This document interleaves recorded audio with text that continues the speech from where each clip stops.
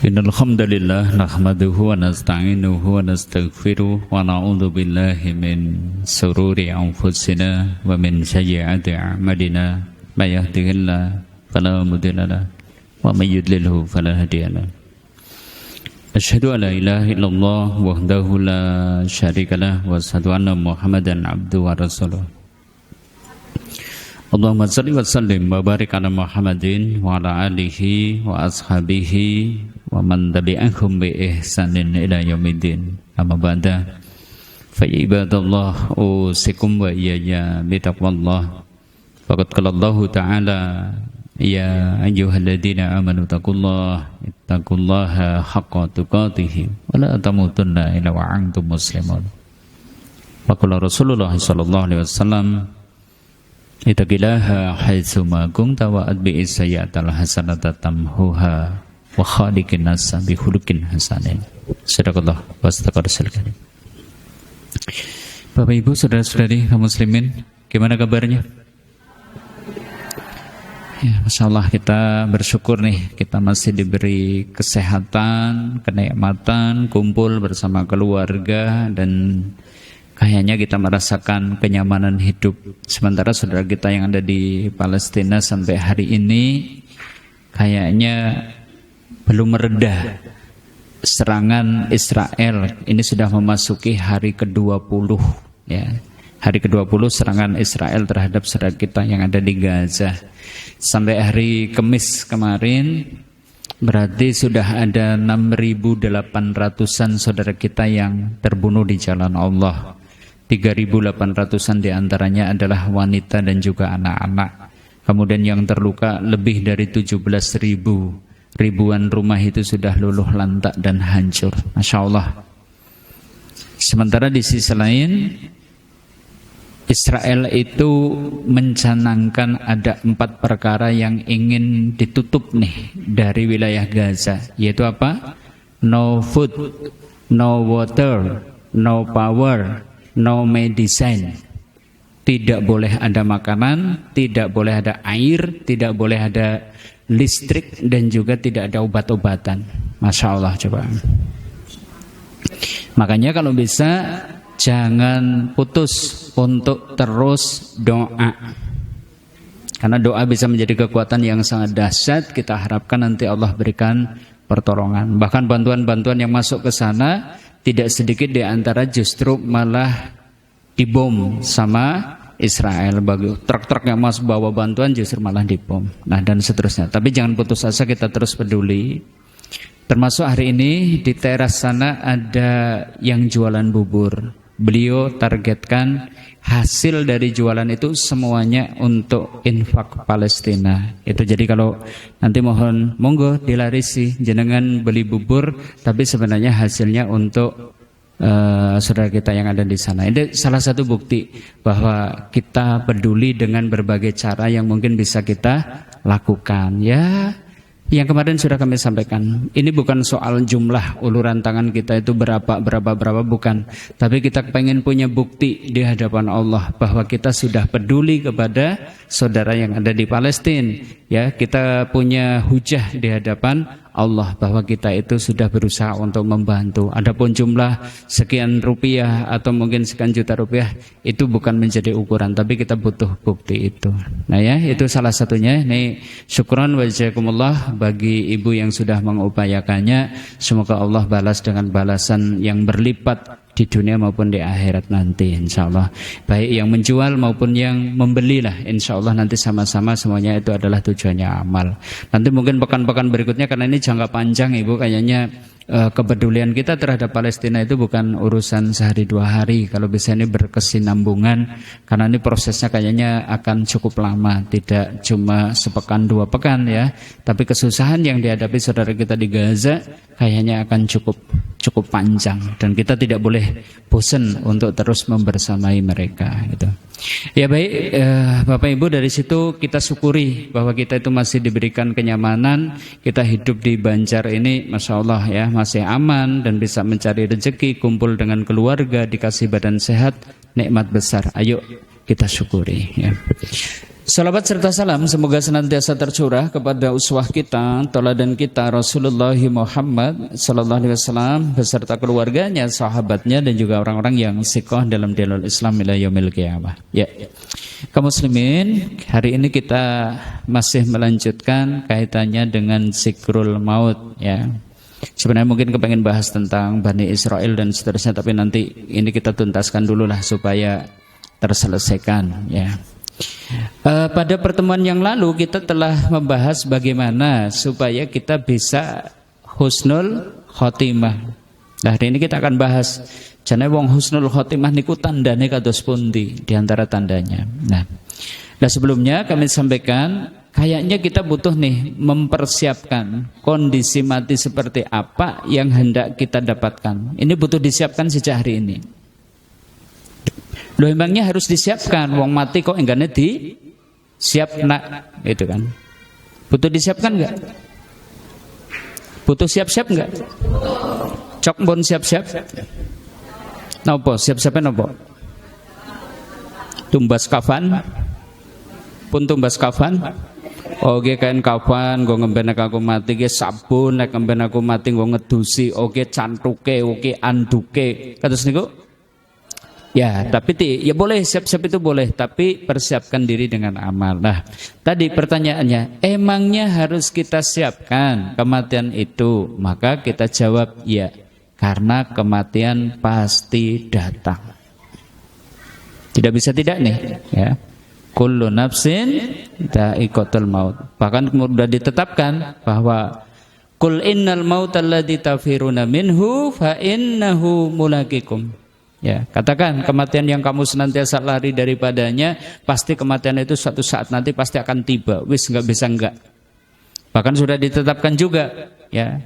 Aina ma takunu yudrikumul maut. Dimanapun kalian berada, kematian itu pasti akan menjemput. Mbok umpet tanah nang mungkin bunker, mungkin di benteng yang amat kokoh, tetap akan mendatangi. Dan butuh kita siapkan karena kedatangannya tidak pernah terduga. Sing jenenge kematian mengagetkan atau tidak? Mengagetkan atau tidak? Mengagetkan. Alah kae genom mati. Wingi aku ketemu bagian sehat, ngerti-ngerti esok kabar meninggal. Gitu kan. Sing ditenteni kae wong lho ora mati-mati ya. Ya ada gitu kan, wis ditenteni malah orang mati-mati. Yang tadi mengagetkan karena kedatangannya tidak pernah terduga. Ya. Karena mati itu sakitnya luar biasa. Juga ini membuat kita itu harus bersiap diri. Inna lil mauti sakarat. Sesungguhnya setiap mati itu ada sekaratnya, sakit dan dahsyatnya ketika roh lepas dari badan. Sementara, nah ini yang penting harus kita pahami. Innamal a'malu bil khawatim. Sesungguhnya amal itu tergantung pungkasannya, akhirnya. Di sinilah butuh kita siapkan. Aku mati sing kepriwe ya, gitu kan. Harus disiapkan. Syukur, aku kepengen mati nantilah, nek bisa dina jemuah. Aku kepengen mati nantilah kalau bisa pas lagi sholat. Aku kepengen mati pas lagi baca Quran. Saya kepengen saat meninggalnya saya dalam keadaan puasa. Nah, ini kan target, butuh disiapkan. Karena tadi ujung kehidupan ada dua ya, dahsyatnya kematian ditambah talbis iblis kadang membuat orang sebagian justru malah su'ul khotimah. Nah yang beruntung sih dapat husnul khotimah. Nah kemarin sudah kita bahas, ini sekedar mereview lagi supaya husnul khotimah dimulai dari ini. Yuk jaga tauhid kita, yuk jaga ketakwaan kita, yuk berusaha untuk istiqomah, sekalipun hidup penuh dengan ujian dan cobaan, kalau bisa ibadah kita, ketakwaan kita istiqomah. Yuk terus berdoa, insya Allah husnul. Doanya pripun? Doanya gimana? Allahumma tim lana bi husnil khatimah wa la tahtim alaina bi su'il khatimah. Lagi.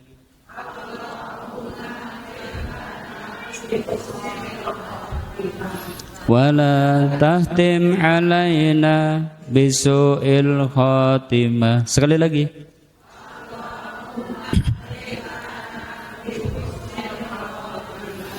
Wala tahtim alaina bisu'il khatimah. Yang kemarin sudah kita baca juga.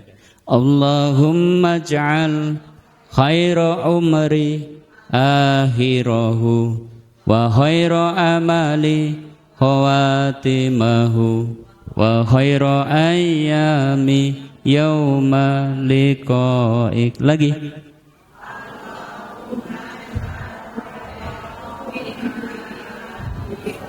Wa khaira amali khawatimahu wa khaira ayyami yauma liqa'ik. Sekali lagi. Allahumma ja'al khaira umri akhirahu wa khaira amali khawatimahu wa khaira ayyami yauma liqa'ik. Ya, baik. Nah, sekarang hari ini kita bahas ini. Jane opo to tanda-tandane wong sing husnul khotimah, ya. Kita bahas satu persatu karena ini cukup banyak. Yang pertama ini mengucap syahadat sebagai akhir kalimatnya saat hidup. Saya ulangi, mengucap syahadat atau mengucap la ilaha illallah itu menjadi ucapan terakhirnya ketika di dunia. Ini husnul khotimah. Makanya disebutkan nih dari sahabat Mu'adz radhiyallahu anhu, semoga Allah ridho kepadanya. Disebutkan bahwasanya Rasulullah sallallahu alaihi wasallam niku ngendika, "Man kana akhiru kalamihi minad dunya la ilaha illallah dakhalal jannah." Sinten tiange sing akhir kalimate sak wekdal teng dunya kok la ilaha illallah mesti mlebu surga. Nah, ini menjadi tanda kebaikan. Ya. Nah, di sini nanti satu kita bisa petik pelajaran. Oh, ucapan pendek la ilaha illallah jebul ora saben-saben tiang niku saged mengucapkannya saat menjelang ajalnya. Nah, ini yang harus diwaspadai. Berapa banyak tuh orang yang ketika hidupnya sih mungkin kayaknya apal banget mengucap kalimat itu, bareng sedang menghadapi sakaratul maut. Nyebut malah nirokna but. Bukannya nirokan la ilaha illallah, bukan. Makanya jangan salah. Perintahnya gimana? Ketika kita nungguin orang sakaratul maut, dawuhe kepripun? Lakinu mautakum bi kalimati la ilaha illallah. Jadi bukan kon nyebut, ning dibimbing kon nirukaken ngucap kalimat la ilaha illallah. Digrisiki, Mbah, dirokaken ya Mbah, la ilaha illallah. Mbah kok lajeng nirokaken la ilaha illallah. Sudah, jenengan jangan kemudian bimbing lagi, wis biarkan. Karena targetnya apa? Targetnya apa? Yang penting kalimat itu menjadi kalimat terakhir. Barang tas ngucap ngomong la ilaha illallah, mbae ngendika malih. Kae lemah sing nanggon puntuk nggo anak mbarep, kae lemah sing nanggon suwuk kae nggo anak nomor loro, ruko sing nang pasar Banjar nggo anak ragil. Iya Mbah, gampang Mbah. Ditalkin malih ngucap la ilaha illallah. Seperti itu. Kok sudah menirukan? Ya sudah, biarkan. Aja terus justru dicecer bae wong sak RT kemudian kabeh perintah, Mbah nyebut Mbah sing sini la ilaha illallah, sing mriki la ilaha illallah, wong sak RT kumpul kabeh. Oh, nanti malah bisa jadi dia itu kemudian bosen mengucap kalimat seperti itu. Wah, coba dari yang bae lah gitu dan seterusnya. Nah, harus hati-hati dengan lembut syukur putrane sing paling sayang sing kon krisik-krisik teng telingane mawon. Mbah nyebut la ilaha illallah. Jadikan kalimat itu kalimat terakhir yang dia ucapkan dalam kehidupan dunia. Ini tanda husnul khotimah. Bisa dipahami? Nah, kita berharap nih, semoga kelak kita seperti itu. Diteguhkan lisan kita sehingga kemudian ringan mengucap kalimat la ilaha illallah. Yang kedua, tanda kedua, berkeringat di dahi itu termasuk tanda husnul khotimah. Ini tanda fisik ya, tanda fisik. Keringetan di dahinya. Disebutkan begini nih. Dari hadis Buraidah Ibnul Hasib radhiyallahu an, semoga Allah ridho kepadanya, ya. Bahwasanya Abuhu kana Khurasan, bapaknya itu pergi ke Khurasan. Suatu saat bapaknya Buraidah Ibnul Hasib. Fa'ada ahahu lahu wa huwa maridun, yaitu dengan tujuan untuk menjenguk saudaranya yang sedang dalam keadaan sakit. Bapaknya Buraidah itu fawajadahu bil maut, ketika sampai di Khurasan ketemu karo dulure, ternyata dulure sudah meninggal. Nah, wa idza huwa bi araqin jabinuhu, ketika didapati ternyata batuknya itu kok berkeringat, maka bapaknya Buraidah itu langsung bertakbir, Allahu Akbar. Gumun gitu loh. Gumun ya senang gitu. Kenapa? Sami'tu Rasulullah sallallahu alaihi wasallam yaqul, saya itu pernah mendengar Rasulullah niku ngendika, mautul mukmin bi araqil jabin, kematian orang beriman ditandai dengan keringat di dahinya. Akhrajahu Ahmad wa Nasa'i wa ghairihima. Hadis ini diriwayatkan oleh Imam Ahmad, An-Nasa'i dan juga selainnya. Ini menjadi tanda orang beriman meninggal itu ditandai dengan keringat di dahi. Ini wallahu alam nih, monggo kalau yang sering menunggu orang yang sedang menghadapi kematian, kalau ada tanda seperti itu berarti ini juga tanda kebaikan gitu ya. Ini yang kedua. Yang ketiga, muslim yang meninggal di malam Jumat atau hari Jumat, ini juga tanda husnul khotimah. Baik, kita baca nih hadisnya nih ya. Sebagaimana disebutkan dalam hadis, ma min muslimin, tidaklah seorang muslim. Saya ulangi ya. Ma min muslimin, tidaklah seorang muslim. Berarti ini khusus muslim. Berarti anggar utuh muslim kok matine dina Jumat. Husnul bukan orang Islam tapi matinya hari Jumat. Husnul ya bukan, gitu kan? Ya tetap bukan, gitu kan? Nah maka ini catatannya dia itu muslim. Ma min muslimin, tidaklah seorang muslim yamutu yaumal jumu'ati, kok meninggal hari Jumat, au lailatal jum'ati, atau malam Jumat, ila waqahullahu fitnatal qabri, kecuali Allah akan amankan dirinya dari siksa kubur, dari fitnah kubur. Masya Allah, oh berarti ini tanda kebaikan. Wong kok teng alam kubur selamat, mesti nanti perjalanan kehidupan selanjutnya juga akan selamat. Gitu. Jadi kuncinya itu alam kubur itu sudah menjadi kunci keselamatan. Nah ternyata orang yang meninggalnya di hari Jumat atau malam Jumat, Allah janji aman tuh dari siksa kubur. Siap? Siap? Ini nggak disedih lagi, maksudnya dina Jumat ini kan tinggal sebentar gitu loh maksudnya. Ya siapa ngerti mangke bar ngaos. Siap? Duh, barang ditawani siapa pora tadi urung siap ya. Aja sikil. Ini hari Jumat ini, waktu yang bagus untuk meninggal gitu kan. Waktu yang bagus untuk meninggal gitu. Tinggal berapa jam lagi nih? Ya 1 jam. Nanti setelah itu sudah masuk hari Sabtu nanti gitu kan. Jadi tadi malam atau hari ini kok meninggal, Masya Allah. Ini kalau seorang muslim mendapati seperti itu, ini tanda kebaikan. Makanya nanti bagi kerabatnya bisa mengurangi rasa sedih. Yu ora usahlah sedih banget lah, ngapa sih ke garwane jenengan di setane di teng dina Jumat niku wis tanda kesaenan apa malih jenengan garwane jenengan sregep ngibadahe gitu kan, ngene tahajud dan seterusnya. Kok sedane yen dilalah pas dina Jumat, itu berarti pertanda kebaikan. Ning nek sanes tiyang Islam, wong kafir, wong musyrik dan seterusnya mbok arep matine dina Rebo kayak Selasa kayak Jemuah kayak, ya tetap suul khotimah karena meninggal dalam kekafiran. Ini yang ketiga. Yang keempat termasuk husnul khotimah itu orang yang terbunuh di jalan Allah dalam peperangan kayak dan seterusnya. Makanya disebutkan ini. Wala tahsabannal ladzina qutilu fi sabilillahi amwata, janganlah kalian itu mengira bahwa orang-orang yang gugur di jalan Allah itu mati. Menarik kan kalimatnya? Jangan mengira orang-orang yang terbunuh di jalan Allah itu mati. Yo, lara-lare kepripun? Bal ahyaun, bahkan mereka itu sebenarnya tetap hidup.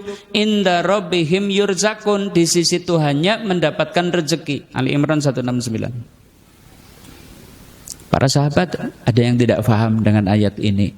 Kisi maksudnya jane kepripun? Enten tiang terbunuh ning kon aja dianggap mati. Bahkan disebutkan orang itu tetap hidup di sisi Tuhannya mendapatkan rezeki. Nah, ternyata ayat ini pernah ditanyakan seseorang kepada Abdullah ibnu Mas'ud. Ya.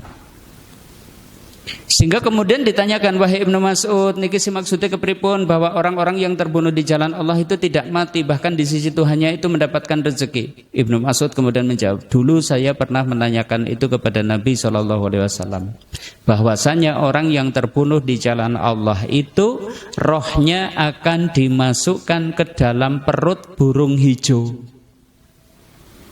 Burung di mana? Di kuburan? Bukan, tapi di surga. Jadi rohnya itu langsung dimasukkan ke dalam perut burung, terbang bebas di surga, makan buah-buahan surga. Makanya disebutkan bal ahyaun, mereka tetap hidup. Hidupnya mana? Di perut burung. Inda rabbihim yurzakun, di sisi Tuhannya itu diberi rezeki. Seakan-akan dipinjemi jasad burung di surga, karena hari ini belum ada nih manusia yang bisa masuk surga dengan jasadnya, belum ada. Bisanya dengan roh kalau hari ini. Besok masuk surga dengan jasad itu kapan? Sesudah hari berbangkit. Tapi khusus untuk para syuhada, orang yang terbunuh di jalan Allah, rohnya dititipkan di perut burung, terbang bebas di surga, dahar buah-buahan surga. Makanya disebutkan nih, bal ahyaun inda rabbihim yurzakun. Makanya di satu sisi tadi kita berbicara tentang Palestina, rasanya sih ya Allah kok mengenaskan teman gitu kan. Coba bayangkan kalau 3.800 yang terbunuh itu wanita dan anak-anak. Bayangkan ada 1.000 anak yang wajahnya masih polos berlumuran darah dalam keadaan tidak bernyawa. Saya yakin itu pemandangan yang sangat mengenaskan. Tapi di sisi lain kita berharap mereka justru orang-orang yang dipilih oleh Allah, baik warganya, muslimnya maupun para pejuangnya, dipilih oleh Allah sebagai syuhada, orang-orang yang terbunuh di jalan Allah. Masya Allah. Jadi orang beriman seperti itu. Dan kalau kita tengok anak-anak Gaza kayak gitu, Masya Allah, mereka itu kayaknya sudah paham banget. Ketika mungkin ada saudaranya meninggal, dia paham. Bahkan kemudian dia merasakan, oh ini alhamdulillah saudara saya sudah syahid, terbunuh di jalan Allah. Ya sedih-sedih karena kehilangan orang yang dicinta. Tapi kalau kita tengok wajahnya menampakkan ketegaran. Sedikit yang mungkin saya masih punya videonya sebagai gambaran dari itulah, sedikit gambaran ya. Semoga masih.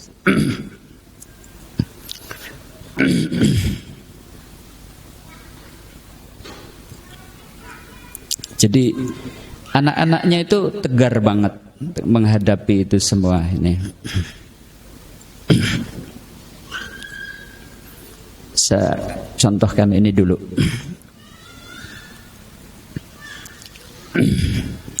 Kondisi yang ada di sana nih ledakannya gitu, rumah itu dihancurkan kayak gitu tuh.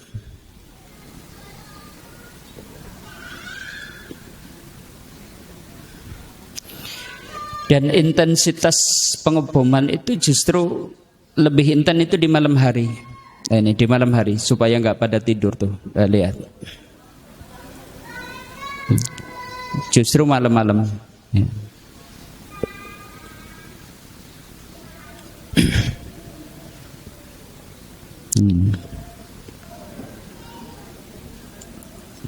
Baru kemudian nanti pagi-paginya warga yang ada di sekitar mencoba untuk mengais-ngais ya, dibersih puing-puing yang ada, dicari mungkin ada yang masih hidup, dan itu pagi harinya. Tapi malamnya ya sudah itu, sudah hancur. Nah ini diantaranya nih. Ya coba bayangkan ini. Ya anak-anak seperti ini. Ini ditemukan di bawah reruntuhan ya. Alhamdulillah masih selamat, itu rumahnya dihancurin seperti itu. Mungkin masih trauma ya, belum, nggak nangis, nggak ngapa gitu.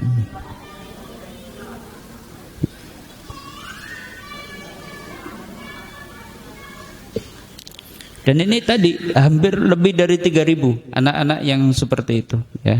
Ini. Coba kita tengok lagi nih sedikit nih.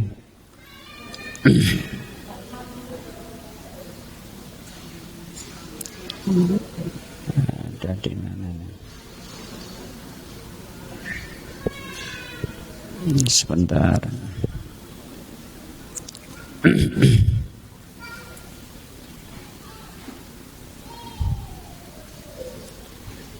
Satu lagi nanti.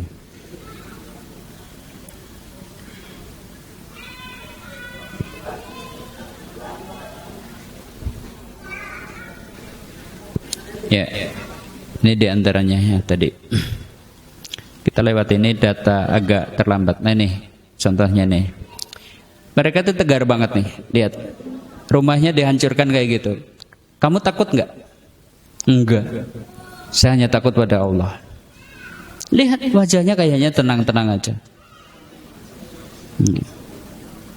Padahal rumahnya dihancurkan dengan kondisi yang mungkin tiap hari ada dentuman dan seterusnya. Kayaknya mereka tegar banget. Nah, salah satunya kefahaman tadi bahwa mati di jalan Allah itu masuk kategori husnul khotimah. Gitu. Sehingga bahkan kemudian dijanjikan dalam hadis ini ya, dijanjikan nih.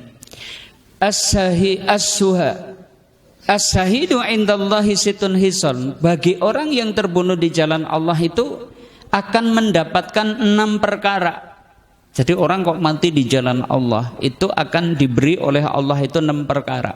1. Yughfaru lahu fi awali daf'atin min damihi. Dosa-dosanya itu diampuni oleh Allah begitu tetesan darah pertama keluar dari badannya, dosanya terhapus. 2. Wa yura maq'adahu minal jannah. Sebelum kematiannya datang itu sudah dinampakkan tempat tinggalnya di surga. Makanya kebanyakan orang yang terbunuh di jalan Allah itu meninggalnya senyum. Kenapa? Sudah ditunjukkan dulu ngemben rikak ya panggonane nang kene umay nang surga kayak kiye. Sehingga wajahnya nampak berbinar. 2. Wa yujarokum adzabal qabri. Orang yang terbunuh di jalan Allah itu ya sudah diamankan dari siksa kubur, bebas dari siksa kubur. 4. Wa ya'manu faza'il akbar. Sekalipun disebut inda rabbihim yurzakun, hidup di sisi Tuhannya dan diberi rezeki, tapi besok mereka tidak akan merasakan goncangan besar pada hari kiamat. 5. Wa yuhalla hulatal iman. Dia akan merasakan manisnya iman. Kemudian wa yujawiju minal hurul ain. Akan dinikahkan kepadanya 70 bidadari. Wa yusafiqu sab'ina insanin min aqaribihi. Dia berhak memberi syafaat kepada 70 kerabat dekatnya. Jadi orang terbunuh di jalan Allah bisa nulungi rama biyunge, anake, bisa nulungi adine, kakange, bahkan mungkin mbae dan seterusnya tidak tertolong. Bagi orang yang terbunuh di jalan Allah. Makanya ini termasuk tanda husnul khotimah. Jadi di satu sisi saudara kita di Palestina diberi kesempatan oleh Allah sampai kepada derajat syuhada. Satu perkara yang mungkin di tempat kita adalah satu perkara yang sulit, bahkan mungkin mustahil. Ini kaum muslimin. Nah, yang selanjutnya termasuk tanda husnul khotimah, meninggal di medan perang. Beda enggak dengan tadi? Tadi apa? Terbunuh di jalan Allah. Ini apa? Bedanya di mana? Bedanya di mana? Kalau tadi itu terkena serangan musuh, jedet, meninggal. Kalau ini lagi perang melawan orang kafir, meriang dan meninggal. Nah, makanya judulnya apa? Meninggal di jalan atau di medan perang. Ini juga tanda husnul khotimah. Makanya disebutkan qala Rasulullah sallallahu alaihi wasallam, Rasulullah sallallahu alaihi wasallam niku ngendika, "Mata'uduna syahidu fikum." Menurut kalian jumlah syuhada di antara kalian itu berapa? Ketika itu para sahabat menjawab kemudian, "Man qatala fi sabilillahi fa huwa syahid." Ya, orang yang terbunuh di jalan Allah itulah yang syahid. Ketika itu Nabi ngendika in syahida fikum min ummati fi ummati idang qalil. Ya kalau begitu syuhada di tengah umatku sedikit banget kalau cuma yang terbunuh di jalan Allah. Maka Nabi lajeng ngendikaken faman, lah kalau begitu faman hum ya Rasulullah, lajeng sinten mawon ya Rasulullah. Maka dijawab man qatala fi sabilillah fa huwa syahid. Siapa yang terbunuh di jalan Allah maka dia syahid. Matus wajahipun Allah hutimalahu biha, ternyata lagi puasa seda daholal jannah, orang ini masuk surga. Wa man tasaddaqa bi sadaqatin, enten tiyang kok bersedekah dengan suatu sedekah ibtiho awajhillah, ngene sedekah mboten enten sing dipatos kecuali wajahipun Allah. Khotamalahu biha, nembe bae sedekah dadakan langsung sedak ngek daholal jannah, orang ini masuk surga. Lah nanti amal secara umum sanesipun kados niku, sinten tiyange lagi ngaji pas lagi ngaji mati surga, husnul khotimah. Mau siki laya jasikila jemuah ngesuk laya jemuah ngesuk itu kan gitu tadi, lagi ngaji mati husnul, lagi baca Quran meninggal husnul khotimah. Karena tadi pokoknya mati di saat atau setelah beramal itu tanda kebaikan.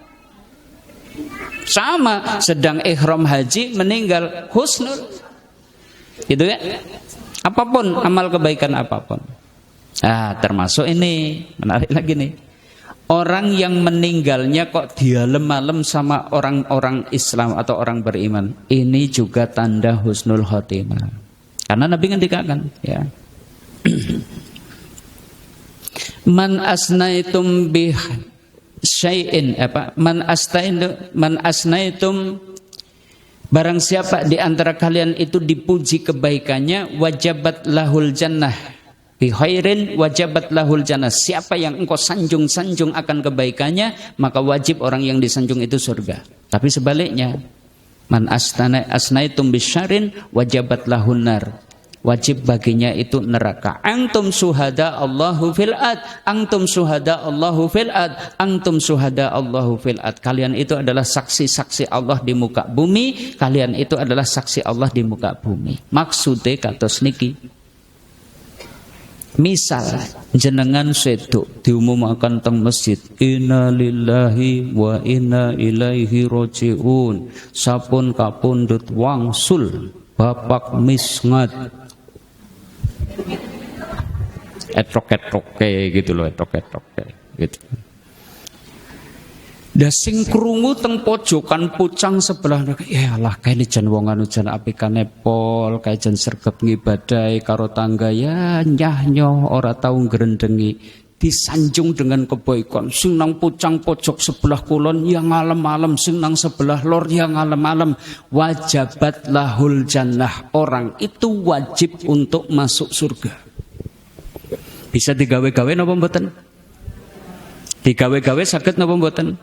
Mboten, ini bukan digawe-gawe, bukan ketika lagi dipikul kerendane terus enten Bapak Ibu seksene nggih niki tiyang soleh nggih.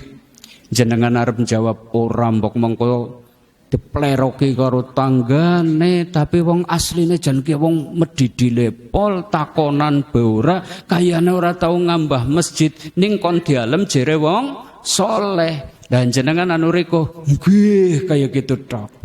Seksene nggih niki tiyang sing jan dermawan gitu kan. Harap ngomong ora tapi ora kepenak gitu. Jadi bukan seperti itu. Maksudnya secara otomatis orang itu menyanjung-nyanjung kebaikannya karena memang orang itu suka berbuat baik. Yang seperti ini juga tanda husnul khotimah. Sebaliknya, inna lillahi wa inna ilaihi roji'un, sapun kapundul waksul tengarsonipun Gusti Allah fulan bin fulan. Begitu krungu wong kuwe mati, lu sing gondang alhamdulillah. kayak wong mati gitu loh, rasanya atine ayem gangger kayak wong mati. Alah wong kok bisa ya celutake kayak disekseni tanggane, nyekseni celutak, sing anah nyekseni wong sing pelite pol, sing lain juga kemudian mengatakan wong kok atos banget dan seterusnya. Semua menyebut kejelekan-kejelekannya. Wajabat lahunar, orang itu wajib masuk neraka karena kita itu saksi-saksine Gusti Allah di muka bumi.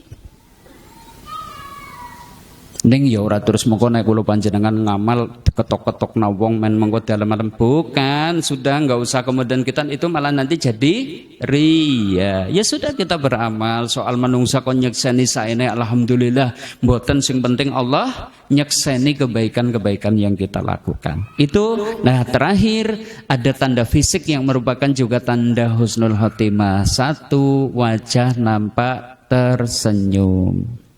Jangan wong mati kok kayak nusare, kayak kepenak banget, wajahnya cerah, tersenyum. Bisa juga tangannya seperti ini juga termasuk tanda kebaikan, mengangkat jari telunjuk. Atau bau harum, anak wong meninggal, jangan nganti 3 dina urung kober dimakamkan karena mungkin berbagai problem harus diotopsi atau apa, tapi enggak tercium bau busuk, bahkan yang tercium bau harum. Ini juga termasuk tanda husnul khotimah. Begitu Bapak Ibu kaum muslimin rahimakumullah. Kayaknya kita butuh bersiap diri ya. Kematian seperti apa yang hendak kita siapkan nanti. Wis pokoknya siap lah. Nah kepengen seda pas lagi sholat ya kayaknya kudu ngatah-ngatah sholat sunnah. Kan kata niku, gini apa mboten? Gitu, karena kita berharap pas lagi duha 12 rakaat seda gitu kan. Tapi jenengan ngarep-arep lah nyong kepengen matine yang lagi sholat. Wong anu sholat sunnah berat tahu gitu kan. Wong kada sholatnya be gelentang-gelentong gitu. Ya peluangnya jadi kecil gitu kan. Saya kepengen meninggalnya nanti pas lagi baca Quran. Berarti caranya gimana? Ya harus banyak-banyak baca Quran. Aku kepengen sedane mengko anggar pas lagi infak sedekah, ya berarti kita harus jadi orang yang dermawan seperti itu supaya peluang kita untuk meninggal sebagaimana yang kita harapkan. Seperti itu. Ini saja Bapak Ibu kaum muslimin rahimakumullah. Berarti selesai nih kaji kita tentang al-maut ya, dahsyatnya al-maut. Nanti kita akan lanjutkan. Yuk kita tengok seperti apa sih malam pertama di alam kubur gitu kan. Karena kita sudah membahas tercabutnya nyawa. Begitu nyawa dicabut ya berarti kemudian diletakkan di kuburnya lah. Seperti apa kondisinya, insya Allah kita bahas. Kalau nanti dibutuhkan kita kembali mengingat saudara kita di Palestina, ya nanti mungkin kita sisipi dulu materinya. Tapi inilah pembahasan kita tentang al-maut. Berarti sudah 4 kali pertemuan. Semoga bisa menjadi nasihat bagi kita. Jangan gemede disit siki rasane wis soleh-solehah banget karena sergep ngibadah, sergep ngaji. Jangan berbangga diri dulu karena kita tidak tahu ujung hidup kita seperti apa. Karena penentunya itu adalah di ujung kehidupan. Wis pokoknya hati-hati. Sing penting padha ngamal, padha ndonga dan seterusnya, saling tolong menolong, saling nasihat menasihati, sering kumpul karo wong soleh, sering gelem ngaji, ya insyaallah lah kita akan husnul khotimah. Makatan Bapak Ibu kaum muslimin, saya sampaikan kembali tadi di depan jualan bubur, tapi ini tujuannya hasil semuanya nanti akan diinfakkan untuk saudara kita di Palestina. Kalau ada yang mungkin mau titip infak juga, kita masih buka donasi untuk Palestina. Insya Allah kayaknya sampai hari ini sudah ya mendekati 27 atau 30-an juta lah insya Allah. Dan nanti monggo semakin ditambah lagi. Nanti kalau target kita mungkin sudah mencapai 30-an lah, nanti kita akan titipkan nih ke lembaga kemanusiaan yang sampai di sana. Sekali lagi saudara kita butuh banget uluran tangan kita. Nanti mungkin kaitannya dengan pengobatan, kaitannya mungkin dengan makan, kaitannya dengan bahan bakar, termasuk ada rencana bikin rumah sakit lapangan yang ada di sana. Ya, ini butuh dukungan dari umat Islam secara umum. Yang berpartisipasi hari ini kami sampaikan syukron, terima kasih, wa jazakumullah khairan katsiran. Semoga Allah membalas dengan balasan yang lebih baik dan lebih banyak, dan semoga harta yang Bapak Ibu miliki di rumah menjadi semakin berkah dengan infak dan sedekah yang sudah dikeluarkan. Makatan saking kawula gunging papunten, monggo kita pungkasi kanthi doa kafaratul majlis. Bismillahirrahmanirrahim. Subhanakallahumma wa bihamdika asyhadu an la ilaha illa anta astaghfiruka wa atubu ilaik. Wa sallallahu ala nabiyina Muhammad walhamdulillahirabbil alamin. Assalamualaikum warahmatullahi wabarakatuh.